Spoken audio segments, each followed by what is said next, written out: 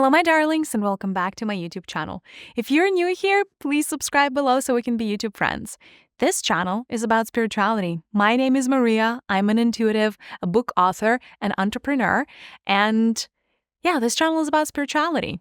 Today, I wanted to make a video on abundance. Specifically, what are the 7 main energies? What are the 7 main frequencies that may be blocking your abundance right now? Abundance is a topic near and dear to my heart. I wrote a book about manifestation. It's called 72 Keys to Manifestation. Originally, the book was supposed to be called 72 Keys to Abundance. That's really what I wanted to write the book about. But the book is the book, and abundance is one of the most fascinating topics. Now, I have a theory, or shall I say a conviction, that we were created to be abundant beings. In other words, if we didn't reject abundance, and if we didn't repel it with all we got, we would all already be abundant. That is how the normal, quote unquote, healthy human aura operates. We are part of nature. Nature operates at the frequency of abundance. Now, of course, stuff happened, right? So we no longer live in nature, and we no longer vibrate at the frequency of abundance as a species. Abundance vibrates at the emerald level, at the level of the heart. That is where nature vibrates at. Our mother Gaia is vibrating at the level of the heart, at the level of the emerald. A lot of human beings currently vibrate a little bit lower in terms of frequency. A lot of human beings are at the solar plexus level, at the level where we have to fight for what we've got. We have to listen. It's the go-getter.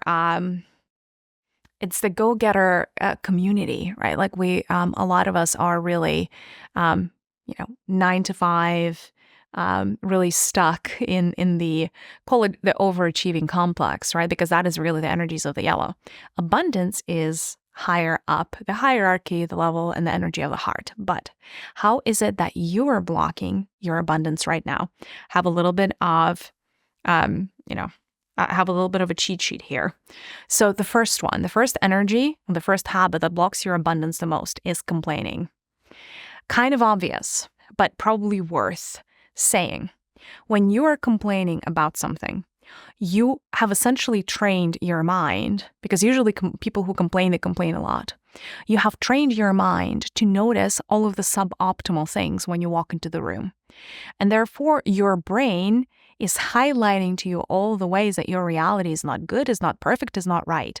And of course, that creates that sacred rage inside of you where it makes you just want to complain. It makes you want to just set things right. But the more you complain, the less things become right. And so the trick here is complaining always takes you further away from abundance. Complaining is one of those energies that really does block the abundance stream. So start retraining your mind to notice all of the good things about your surroundings instead of focusing on the things that are suboptimal. It could be simple exercises. It could be baby steps. For example, when you walk into a room, challenge yourself to notice 3 nice things about the room. Or if you're going to a party, challenge yourself to find 3 nice things about the party, or find 3 nice things about the weather, or anything else that you usually complain about. Challenge your mind to notice the good things first. At one point when I was shifting my thinking, I started a gratitude journal. It was hard practice. It sounds easy. And I know a lot of people talk about gratitude journals these days, but that was a game changer for me at one point. I would write in my gratitude journal 3 times a day. In the morning, in the afternoon, and in the evening, as I was recalibrating my mind, because my mind was in a complainer mode all day, every day. And gratitude exercises really shifted things for me. And especially if you train your brain and you kind of force your brain to notice all the good things and give you a list of all the good things, over time, you will find that it is harder for you to notice anything bad at all, because that's not how your brain works. It's because your circuits have been rewired. There are new neurological pathways that have been created, and you would notice that your overall outlook is very, very different. The next energy that blocks your abundance is the lack mindset. Also, kind of obvious. Now, we know that our thoughts are material. The lack mindset, though, is a very present system of beliefs. It looks like an energetic construct, and very often it looks like this dark maze. So energetically, the lack mindset looks like the dark maze. And no matter where you go, it sees lack only. It's like, and lack would be everywhere. It would be lack from, okay, like there are not enough good jobs. There are not enough good ways to make money. There are not enough good people in the world. Like the lack mindset is real, and that is a trap. Very often you inherit a lack mindset. Those mazes, they migrate from a parent to a child very often, and they are, they're not impossible to get rid of, but they're not easy to get rid of because that is all you know. And you may not even diagnose your state as a lack mindset. To you, it may feel like that's just who I am, or that is just how things are. Like there's just, like money is really hard to make. It's a lot of hard work, and like good money is impossible to make. And so like you may already be in the lack mindset, and the lack mindset almost looks like a virus that once it gets into your brain, it forms this construct that is above and on top your mental body. And and this virus starts infecting everything, infecting your thinking patterns, infecting your belief systems, infecting obviously your habits and everything else, right? And from there, the results in your life. So lack mindset, obviously you can retrain your brain to notice all of the things that are abundant, right? Like find all the things that are plenty in the world. Like look at all of the drops when it's raining. Look at how vast the ocean is, right? So like start noticing things that are plentiful instead of noticing the things that are few and far in between. That's one. Two, you can do some energy exercises. Like I said, energetically, this lack mindset looks like the dark web or a maze. And so in a meditative setting or state, you may go into, essentially just go into the calm zone and then look up, like in a meditative state. Essentially, you would be, when you look up in a meditation, you can find your mental body. Mental body looks like this network of blue or steely blue light. And you would notice if you have a lack mindset that there is a dark overlay. So gently in the meditation state, separate that dark overlay from your mental body and compress and condense it. And then keep compressing it and minimizing it until it becomes nothing. And then you would notice that your brain, your mind feels a lot more decluttered. Now, just doing that energy practice alone work unless you also proactively start noticing all of the things around you that are plentiful. Okay, the third energy that blocks your abundance is low self-worth. Low self-worth lives in the belly. It lives in our solar plexus. Now, for us to be living in the energies of abundance, the energies need to rise up. And they rise up from the belly up. If there is a gaping hole in your, solar plexus chakra, it's going to be like the dark matter that holds on to everything and doesn't let anything to go up. So low self-worth is actually one of the culprits that blocks abundance. Low self-worth, ironically, and the solar plexus chakra is very much related to your relationship to father energies, to your dad. So one of the ways that you heal your relationship with abundance is by healing your relationship with your own biological father.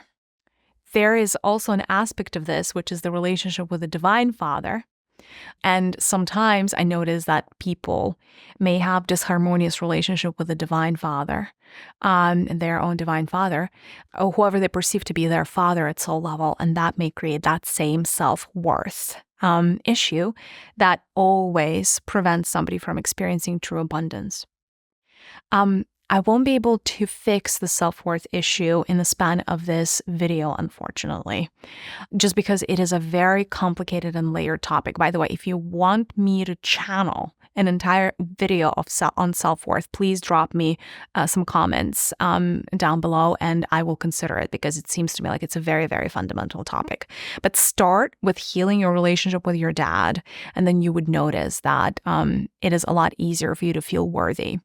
The lack of self-worth comes from a need to be acknowledged, and we usually need to be acknowledged by our fathers. That's where it all begins. Okay, the fourth energy that blocks our abundance is the energy of judgment or the inner critic. Similar to self-worth, but not quite, because your inner critic and your judgment lives in your higher chakras, whereas your self-worth lives in the solar plexus, right?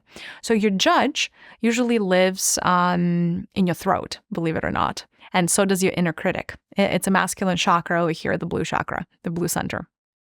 And so if your inner critic is loud, again, the frequency that is being translated all over your aura is that frequency of judgment. Whether you're judging yourself or you're judging another, it doesn't really matter. When you're judging anyone or anything in existence, from the weather to the government, to politicians, to your mother, to yourself, it matters not. You're not connected to the state of the universal flow. And you must be connected to the state of the universal flow, and you must be exuding love if you're looking to align with abundance. So lower the volume on your inner critic. I've mentioned this practice many times, I think maybe 20 times in different videos. Imagine that your inner critic was like a little radio, and there was a volume dial on that little radio. You can dial it up, you can dial it down. Dial down your inner critic. Tell your inner critic, I see you, I feel you, I respect you, and I know that you're trying to protect me. Truly, I do know. But for now, I need you to be quiet. And so you can lower the inner critic volume. That is a very, very quick practice. Another thing to do with your inner critic would be parts work. I made a video about parts work earlier in my YouTube career, but essentially parts work is witnessing, the process of parts work is witnessing and recognizing parts of yourself that either remain hidden or remain unwitnessed by you. There are many techniques of how to do that, but it's essentially a process of integration. And once you do parts work on a part of you that hasn't been fully witnessed or seen, you notice that that part disappears, or you can reprogram or recalibrate it to do something else. In other words, you can assign your inner critic another role, another job to do. Maybe instead of giving you criticism, it could help you in other ways. Perhaps it could support you. Perhaps it could give you words of affirmation, words of love, words of encouragement, right? Like you can reprogram that part of you to play another role for you. Because remember, every part of you serves you. You don't have any single part of you that is in detriment to you, right? You always get a payoff, irrespective of which part you're holding on to. So with inner critic, parts work definitely works. And also, when you're in the frequency of love, it's impossible to be in the frequency of judgment all at the same time. So choose love. Anytime you find yourself wanting to criticize yourself, rise up and realize that you are love. You are only love. You're emanating love. You're absorbing love. You're breathing in love. You're the highest cosmic emanation of love. And when you just center into that, and when you just drop into that feeling, it would be really hard for you to stay in the frequency of judgment. Okay. The next energy that blocks abundance is impatience. This very frequently comes up with manifesting something. It's almost like, okay, well, I planted my seeds. Where? Where are my plants? Where are my fruit? Where is the payoff? I've been manifesting, I've been meditating, I've been doing all the things. Where is payoff, universe? A lot of us tend to be impatient. There are many reasons for that. Earth does tend to move slow. Oh my God, manifestation on Earth. If you guys have been on other planets, it's ridiculously slow over here. And for those of us that have been other places, this is just painful to witness and painful to watch. We're used to manifestation that's way more instant, way more magical. And this is just really glaringly slow. So I feel you guys on that. And that being said, one of the things that we come to planet Earth to practice is patience, because patience is also trust. When you are patient with yourself, with your path, and also with the universe, essentially you're saying to the universe, I trust you. I trust that you have a plan for me. I trust that I am who I'm meant to be. I'm where I'm meant to be. I'm in the right place at the right time, and things are happening for me already. I may not see it, but I know in my heart that it is true. That energy of trust is what makes you magnetic. And the energy of abundance is a magnetic type frequency. So anytime you become magnetic, you align to that energy. You become a vibrational match to that energy. The energy of impatience is the opposite of magnetic. Actually, it feels like spikes that repel instead of something that attracts. And so anytime you're impatient, you block your own abundance flow. Abundance flow is like a river, like an emerald river. Anytime you're impatient, you're blocking off from that energy completely. So impatience kills abundance like nobody's business. Doubt. Doubt is another one of those energies. It's similar to impatience. It's not quite the same. Also has to do a lot with manifestation. You can be doubting your own power. You could be doubting that you're doing the exercise the right way if you're manifesting something. You could be doubting that the universe has your best interest at heart. Any form of doubt is really the lack of faith. Faith is magnetic, just like trust. Doubt is spiky, just like impatience. And so it'll start putting impediments on your way. It's kind of like going to be the jerky movement. It's like start and stop, instead of just smooth flow towards the greater abundance. So check in with yourself anytime that you're in doubt. Know that you are robbing yourself. Doubt is a habit. Check in. Usually people who are experiencing doubt are experiencing a loss of connection in their higher centers and a loss of connection to God. Remember how faith brings you closer to God? Doubt brings you further away from God. So check in if there are any blockages on your crown, and start rebuilding that connection with God, with your higher self, with the higher powers. And you would notice that faith really comes back in your system. The more your crown center is open, the more you're connecting to the universe, the more you trust. The last one is shame that I put here. One of the energies, the last energy, the seventh energy that blocks abundance is shame. This is not so obvious.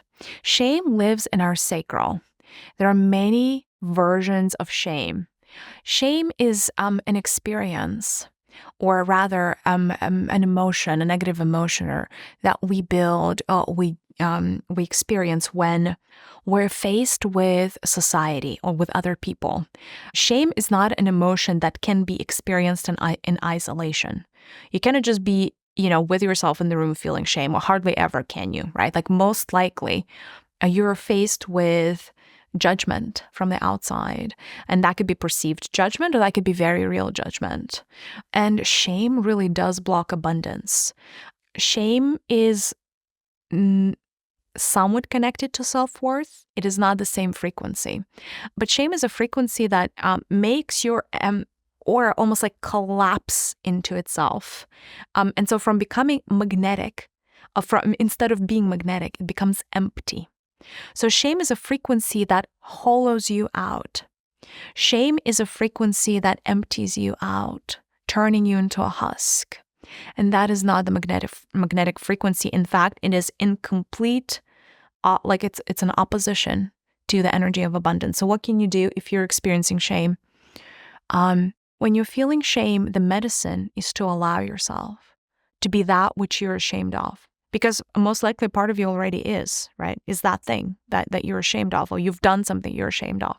And so the healing mantra here is, I allow myself to be that, or I allow myself to do X, right? So that just simple act of allowing, you would notice, really helps remove the tension from the lower belly, which is your sacral chakra. So get into the habit of allowing yourself. The energy of allowing is magnetic. The energy of shame is anything but. Please let me know in the comments which of the 7 energies you have found to be true for yourself. Like which of the 7 you're guilty as charged of. Which one has been the biggest problem in your life? And let me know if I need to dive into any of them deeper. I'm happy to do a separate episode on, one or a couple of them if this is a big issue for you guys. Please let me know in the comments if this was helpful. If you want more videos about abundance, about money, about, living your best life. This is something that I like talking about. If you guys are interested, let me know. And happy to continue this journey with you. So much love for you. Bye.